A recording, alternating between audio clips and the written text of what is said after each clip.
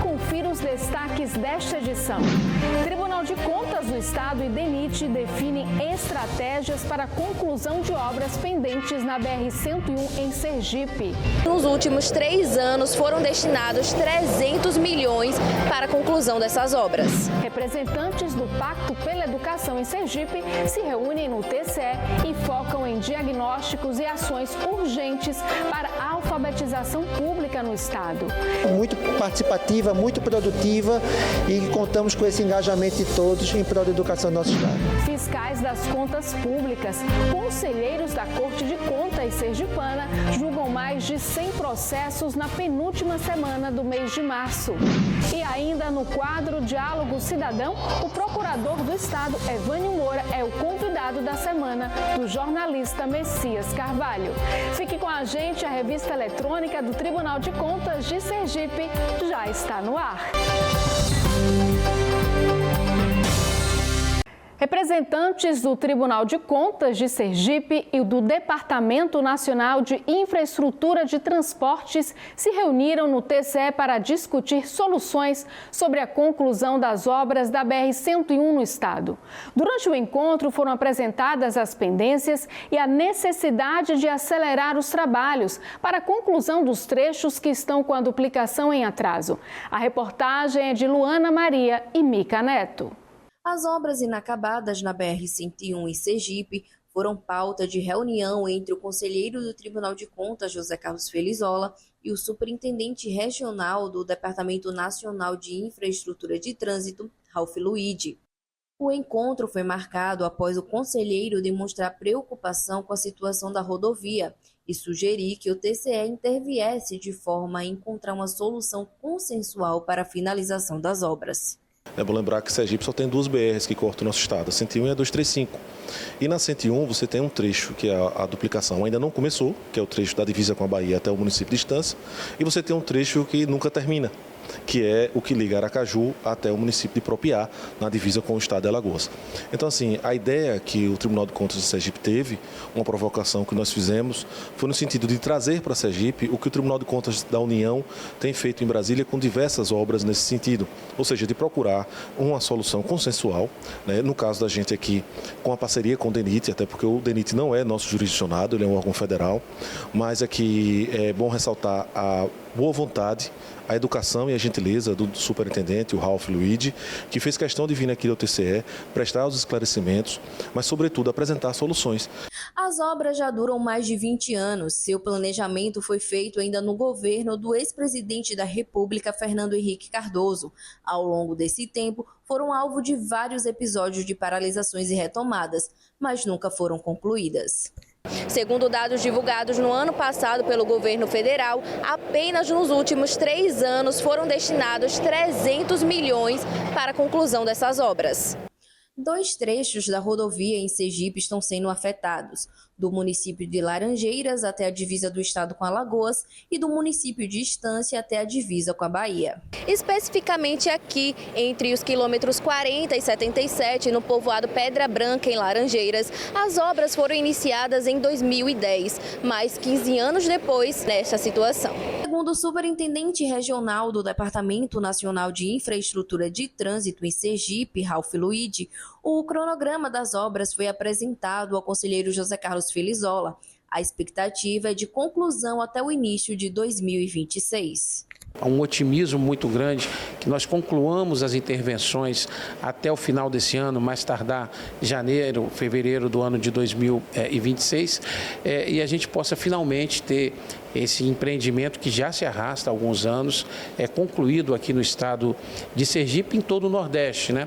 Porque a BR-101, a duplicação da BR-101, ela não ocorre só aqui em Sergipe, ela vai desde Feira de Santana, na Bahia, até o estado do Rio Grande do Norte, passando por Sergipe, passando também por Pernambuco e Paraíba, e nesse contexto, alguns poucos pontos precisam ser duplicados, e dentro desses pontos a gente tem a BR-101 Norte, que é uma intervenção importantíssima, aí sim, aqui para o estado de Sergipe. Rota de escoamento agrícola, a BR-101 é uma das rodovias mais extensas e importantes do Brasil. Além de Sergipe, ela percorre outros estados como Rio Grande do Norte, Paraíba, Pernambuco, Alagoas, Bahia, Espírito Santo, Rio de Janeiro, São Paulo e Paraná.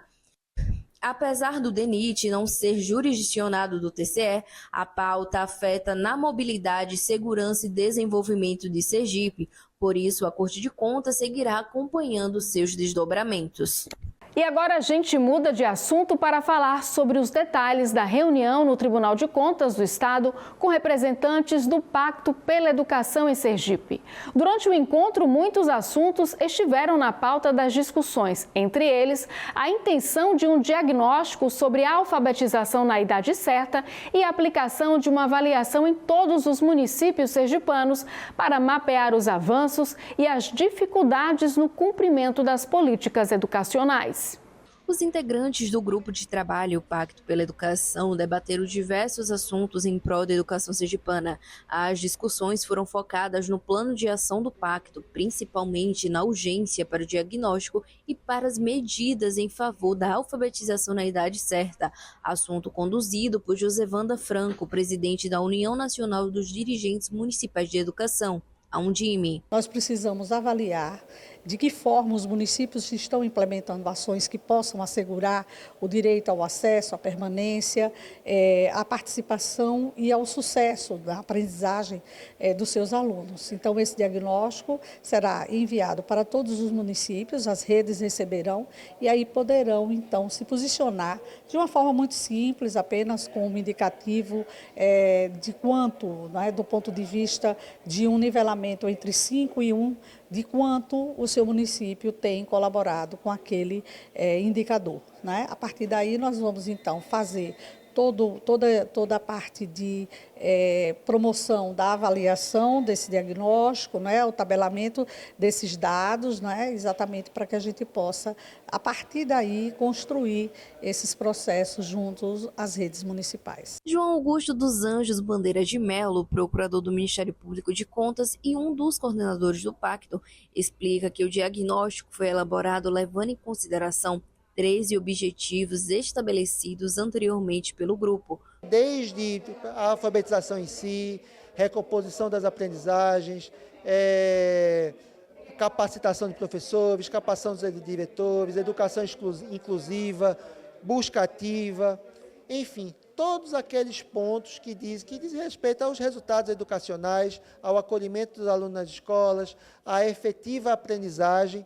Então, são 13 objetivos do Pacto pela Educação Sergipana que precisam de um diagnóstico da situação atual, para que elaboremos indicadores, façamos a proposta de um plano de ação e acompanhemos esse plano de ação até o cumprimento das metas definidas. O engajamento de todos os municípios em termos de alfabetização e a necessidade de fazer um mapeamento para identificar se há algum município que ainda não retornou às aulas também foram outros tópicos debatidos na reunião. Já caminhando para o final de março, e não é admissível que tenhamos municípios ainda que não estejam 100% retornando com o funcionamento pleno da educação. Então, esses foram os pontos principais, os pontos mais relevantes aqui da reunião do PLAC, que foi muito participativa, muito produtiva e contamos com esse engajamento de todos em prol da educação do nosso Estado. Silvani Manlac, presidente da Federação dos Municípios do Estado de Sergipe, a FAMES, uma das entidades participantes do grupo, destacou o trabalho que o Pacto tem realizado. Sergipe já colhe frutos, né, do trabalho feito aqui pelo Pacto pela Educação, uma iniciativa do Tribunal de Contas do Estado. E a FAMES ter esse assento é justamente trazer, né, as dificuldades dos municípios, dialogar sobre as legislações na área educacional, onde vários conselhos participam. E hoje o foco foi realmente, né, que o doutor Bandeira trouxe, que é a alfabetização, que é justamente a gente fortalecer ainda mais essa rede de um trabalho na qualidade do ensino dos nossos alunos. Então, o Pacto hoje já colhe frutos, agora em abril vamos ter a avaliação do SAESE, um trabalho feito que é uma das condicionantes, né, dentro do Pacto. Então, acho que a gente hoje já vê a qualidade do ensino do Estado de Sergipe bem melhor do que era antes do Pacto. As reuniões do Pacto pela Educação Sergipana acontecem mensalmente e reúnem na Corte de Contas membros de vários órgãos públicos, como a Universidade Federal de Sergipe, Secretaria Municipal de Educação de Aracaju, Fórum Estadual de Educação, Conselho de Acompanhamento e Controle Social do Fundeb, dentre outros. E os conselheiros do Tribunal de Contas do Estado julgaram mais de 100 processos nas sessões das câmaras e do Pleno na penúltima semana do mês de março. Na primeira Câmara, presidida pelo conselheiro Flávio Conceição de Oliveira Neto, foram julgados 21 processos. Participaram da sessão o conselheiro Ulisses de Andrade Filho e os conselheiros substitutos Francisco Evanildo de Carvalho e Alexandre Lima Lessa, além do procurador do Ministério Público de Contas, João Augusto dos Anjos Bandeira de Melo. Na pauta, pensões previdenciárias, pensões especiais, revisões de pensões e aposentadorias por tempo de contribuição. Na segunda Câmara, presidida pelo conselheiro Luiz Alberto Menezes, foram julgados 53 processos. Participaram da sessão os conselheiros Luiz Augusto Carvalho Ribeiro e José Carlos Felizola Soares Filho, os conselheiros substitutos Francisco Evanildo de Carvalho e Rafael Souza Fonseca e o procurador do Ministério Público de Contas, João Augusto dos Anjos Bandeira de Melo. Na pauta, relatórios de inspeção, recursos de reconsideração, autos de infração, embargos de declaração, relatórios de acompanhamento, aposentadoria, proventos e pensões. Na sessão plenária, sob a presidência da conselheira Suzana Azevedo, o colegiado apreciou 23 processos e 22 protocolos.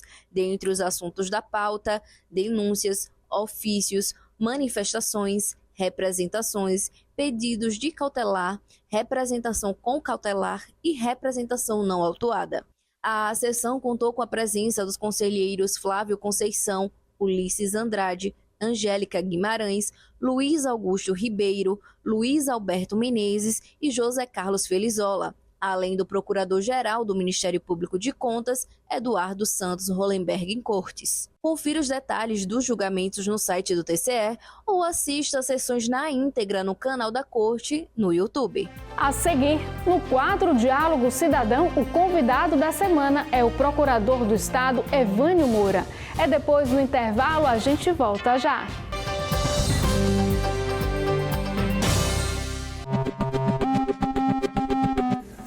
Olá, eu sou Pedro Carregosa, jornalista, e minha pergunta para o coletivo de imprensa é a seguinte: quais os limites legais que os municípios devem respeitar em relação aos gastos com folha de pagamento? Olá, Pedro. O item mais importante que deve ser observado é o gasto com despesa de pessoal. A Constituição e a Lei de Responsabilidade Fiscal determinam que o município não pode gastar acima de 60% sobre a receita corrente líquida. Se isso ocorrer, o município vai deixar de receber transferências voluntárias vindas da União e do Estado.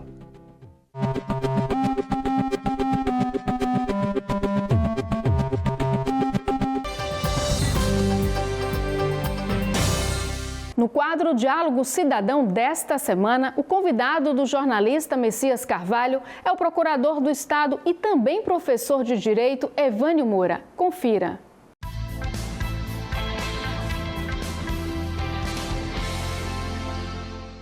No nosso Diálogo Cidadão de hoje, vamos falar um pouco do nosso trabalho em si, quanto agente fiscalizador, Tribunal de Contas, mas na ótica de quem opera o direito, né? Quem recebe muitas dessas demandas. E a gente convidou um mestre, advogado, professor, procurador do Estado, Evânio Moura. Evânio, muito obrigado por ter aceito esse convite. Eu que agradeço. O nosso Diálogo Cidadão é para aproximar o cidadão e dar-lhe conhecimento, né, inclusive da atuação do próprio Tribunal de Contas.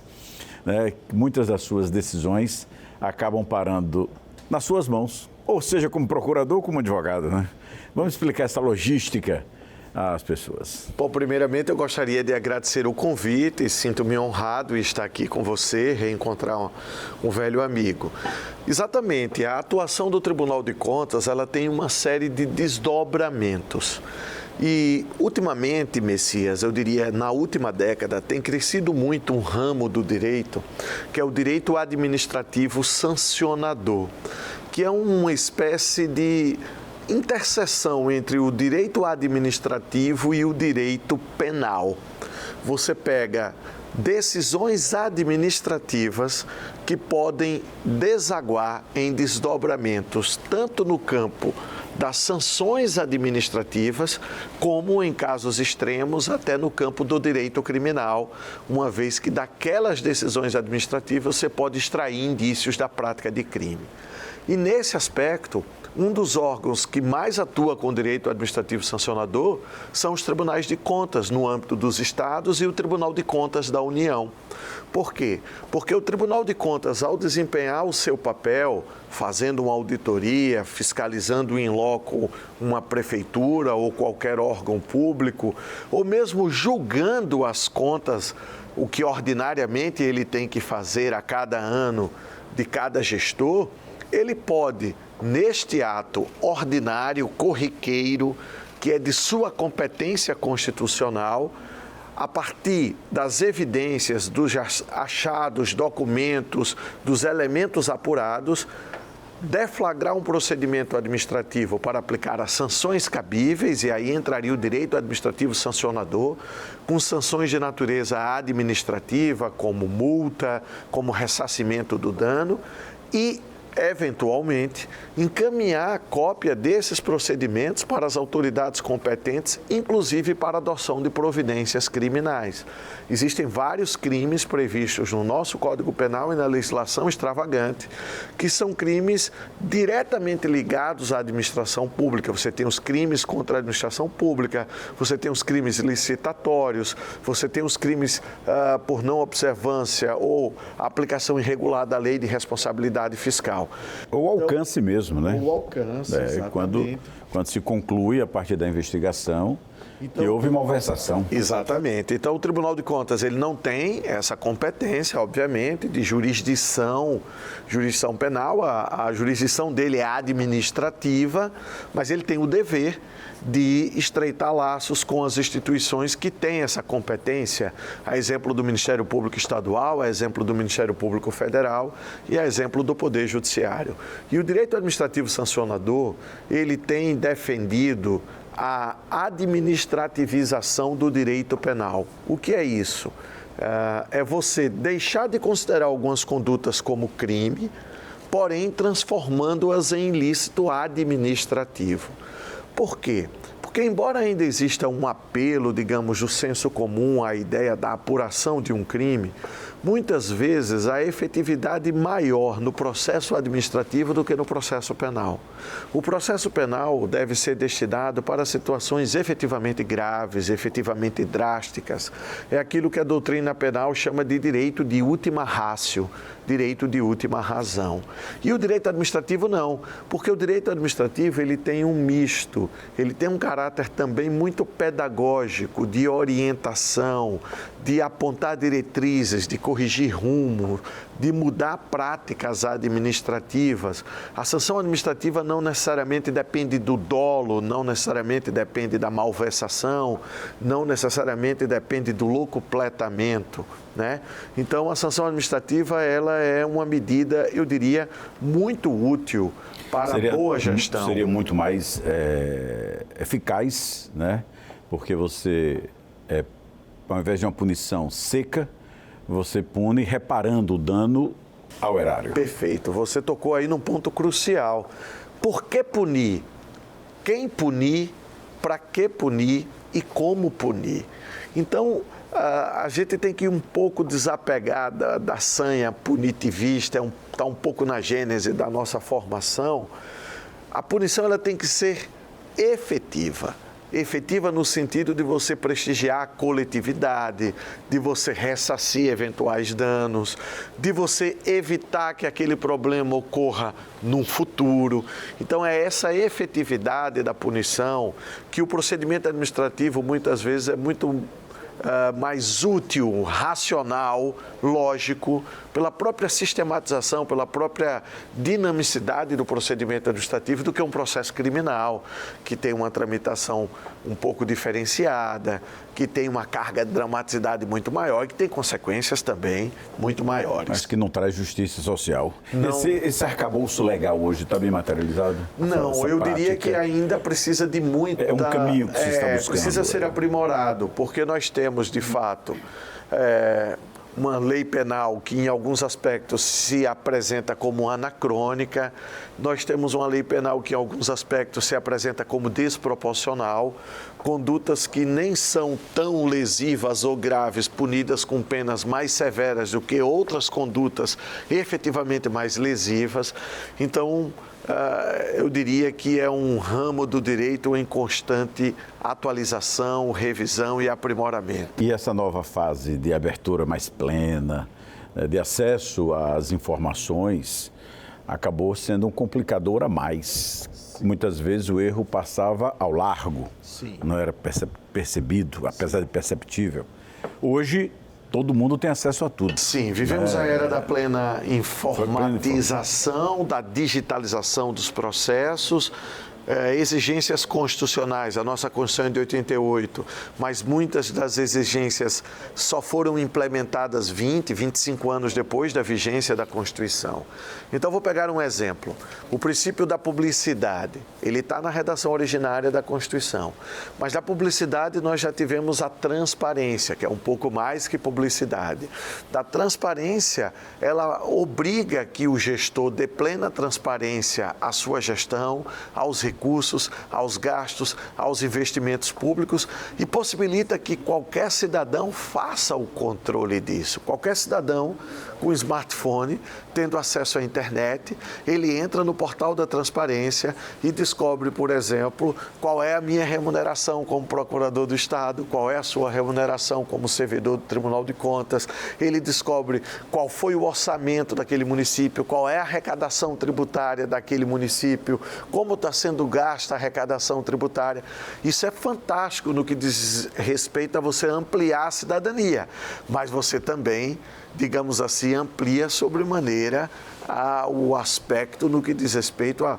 Hoje, todo cidadão, em tese, é um fiscal dos recursos públicos. E aí cabe ao gestor ter expertise, né? E aí, aí a gente vai para a base e nós temos um olho, o tribunal tem trabalhado muito nesse questionamento junto ao jurisdicionado, que é a partir da nova legislação, a 14.133, você traz uma matriz de responsabilização muito maior para o controle interno, né? E nem sempre o gestor gosta de controle interno ou aceita esse controle. Mas tem que gostar. Eu sempre, quando eu falo com amigos ou até clientes que são prefeitos, eu digo, olhem, você tem que atender o seu controle. Ali vai lhe desagradar, às vezes pode atrasar um pouco o seu propósito, o seu projeto, mas nenhum controle manda refazer um procedimento, recomenda não homologar um procedimento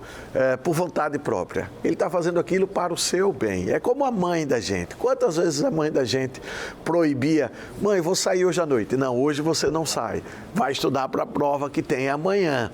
Você ficava chateado momentaneamente ali, mas você saía bem na prova porque ela exigiu que você estudasse. Então, o controle ele tem um pouco isso. No primeiro momento pode desagradar, mas certamente essas recomendações, elas são feitas para a boa gestão, para a boa administração. Então não faz nenhum sentido você nomear um controle interno para não segui-lo, para não obedecê-lo. E quando a nova lei de licitação, ela de certa forma empodera essas instâncias, ela empodera o controle interno, ela empodera a própria comissão de licitação, ela traz um pouco mais de poder, mas também um pouco mais de responsabilidade. É para que o gestor também tenha a dimensão da necessidade de respeitar as prerrogativas, os poderes de cada órgão dentro da administração pública, que é uma grande engrenagem e que só funcionará perfeitamente se todo mundo respeitar os direitos e as obrigações de cada um, os limites e as prerrogativas de cada um. Com essa engrenagem que o senhor se referiu, com esse cipoal de legislações, como é que o senhor vê o combate à corrupção no Brasil? Ainda é uma obra de ficção? É uma utopia? Não, não é uma utopia. Nós temos exemplos... O caminho está sendo bem concretizado. Não, o caminho está sendo bem concretizado, embora ainda distante do ideal. Nós temos o Índice de Percepção da Corrupção, que é divulgado pela Transparência Internacional. Anualmente é divulgado esse índice e o último índice divulgado no ano de 2023, que foi divulgado em 24, ainda não saíram os dados de 24, que deverão sair em 25, o Brasil estava na 71ª colocação. É uma colocação ainda muito constrangedora. Só para você ter uma ideia, o Brasil fica muito atrás de países da América Latina, como o Chile, como o Uruguai, por exemplo, muito atrás de praticamente todos os países europeus, os países nórdicos que ocupam o topo da tabela, como Finlândia, Dinamarca, Suécia, Noruega. Então, ainda há um longo caminho a ser percorrido, mas a gente deu passos significativos no combate à corrupção em todas as suas esferas. A corrupção político-eleitoral, a corrupção pública, da gestão pública e até na corrupção privada, com a tipificação de algumas condutas que já passam a punir a própria corrupção privada. Então, eu diria que tem um longo caminho pela frente, mas que a gente tem avançado sistematicamente no combate à corrupção. São inúmeros os exemplos de gestores e ex-gestores sendo punidos. Agora, a pretexto de combater a corrupção, você também não pode partir para uma caça às bruxas. Você não pode rasgar a Constituição Federal, você não pode desrespeitar garantias fundamentais. É preciso um ponto de equilíbrio, Os romanos, que eram sábios, diziam in medio virtus, a virtude está no meio.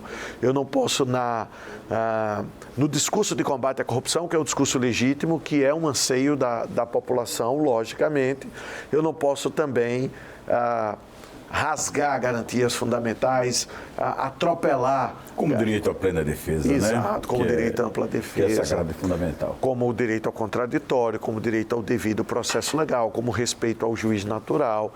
Nada disso pode ser tolerado, nenhuma violação de garantia pode ser tolerada, porque se está combatendo a corrupção. É preciso o equilíbrio.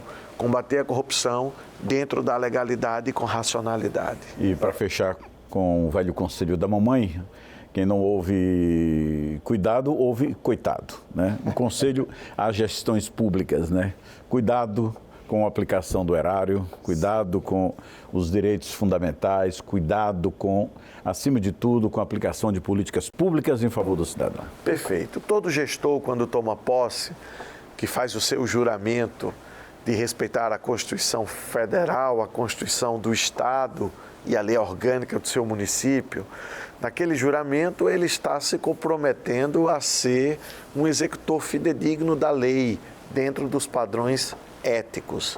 Então é preciso ter cuidado, é preciso ter muito zelo com a coisa pública, é preciso ter uma preocupação em respeitar os princípios constitucionais, legalidade, moralidade, impessoalidade, publicidade, eficiência, supremacia do interesse público.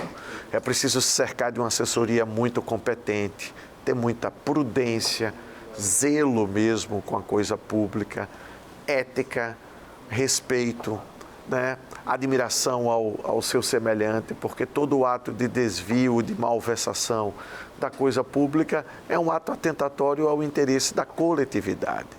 Nenhum gestor pode fazer da res pública cosa nostra.